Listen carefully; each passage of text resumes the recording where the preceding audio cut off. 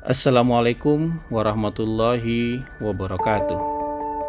Saudara-saudara, dalam politik kita sering mendengar istilah ayam yang bertelur, sapi yang dapat nama. Saya yang kerja, kok malah kamu yang dipuji. Saya yang punya ide, malah dia yang dapat penghargaan. Ya, buat orang-orang yang berpikir semata-mata politik mungkin lumrah. Tapi sayangnya, pikiran itu juga menular di beberapa organisasi pemerintahan. Itulah makanya sering kita melihat institusi pemerintah jalan sendiri-sendiri. Susah bekerja sama, apalagi kalau harus saling mendukung. Siapa yang di depan dan siapa yang di belakang akan jadi perdebatan yang amat panjang.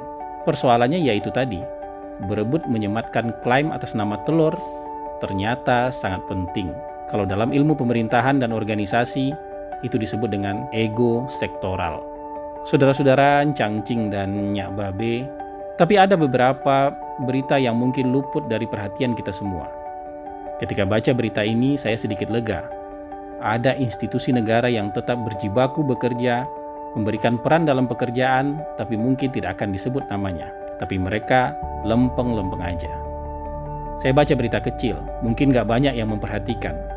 Kejaksaan akan tetap menyelenggarakan penuntutan secara online. Bunyi perintah Jaksa Agungnya memang begitu. Meskipun wabah, tapi hak orang untuk mendapatkan keadilan harus jalan terus. Jaksa bisa saja menunda-nunda dengan alasan COVID lah, alasan inilah, alasan itulah. Tapi ternyata tidak. Meski namanya nanti bukan kejaksaan online, melainkan persidangan atau peradilan secara online. Tak perlu berebut nama atas telur. Beberapa hari lalu saya juga melihat ada konferensi pers di gugus tugas. Jaksa Agung menyarankan tindakan tegas dalam PSBB setelah beberapa hari edukasi.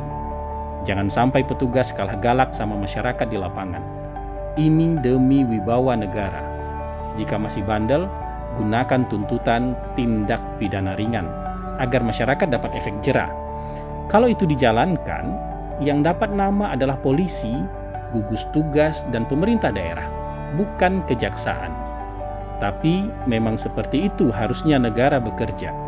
Ada yang jadi striker dan ada yang jadi kiper. Repot kalau semua mau tampil dielu-elukan penonton karena berhasil mencetak gol. Lalu gawang siapa yang jagain? Begitu juga ketika sebulan yang lalu, ada instruksi kepada seluruh kejaksaan tinggi dan kejaksaan negeri di seluruh Nusantara.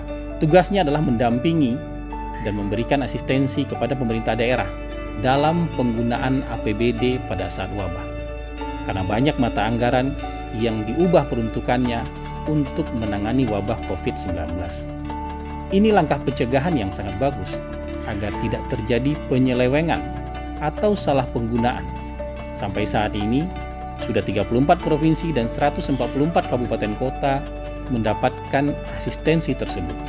Kalau ini berhasil, auditnya bersih tanpa catatan, maka yang dapat nama adalah pemerintah daerah, pemerintah provinsi, atau pemerintah kabupaten kota.